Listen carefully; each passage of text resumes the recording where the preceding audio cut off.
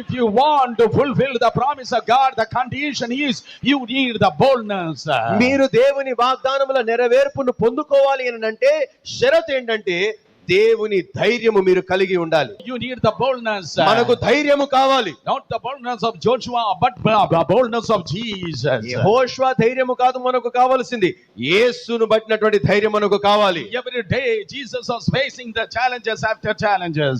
ప్రతిరోజు అనుదినము సవాలు వెంబడి సవాలు, సమస్య వెంబడి సమస్య యేసు ఎదుర్కొన్నాడు. People wants to kill him. జనులు ఆయనను చంపజూచారు. People wants to stone him. జనులు ఆయనను రాళ్లతో కొట్టాలనుకున్నారు. Some king wants to behead him.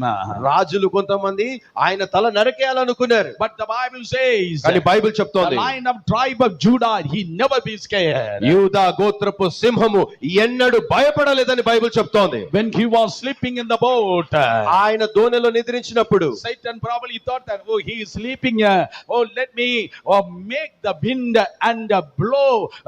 Let me blow the wind and made the waves and drown him in the midst of the sea. యేసయ్య దోణిలో పడుకున్నప్పుడు సాతాను బహుశా ఇలా అనుకున్నట్టున్నాడు, ఆయన పడుకున్నాడు కదా, నేను గాలి వీచినట్టుగా చేసి అలలను రేపి ఆయన దోణిను ముంచేస్తానని అనుకుని ఉండవచ్చు. Oh, the disciples screamed and cried. శిష్యులు కేకలు పెట్టి ఏడ్చారు. But he rose in the boat and he rebuked the wind and made the sea calm. కానీ యేసు ఆ దోణిలో లేచి ఆయన గాలిని గద్దించి సముద్రమును నిమ్మలపరిచాడు. In every circumstances he overcome the situation. ప్రతి స్థితిగతులలో యేసయ్య దేనిని ఎదుర్కొన్నా ఆయన ప్రతి స్థితిని జయించిన వానిగా ఉన్నాడు. So be bold and strong.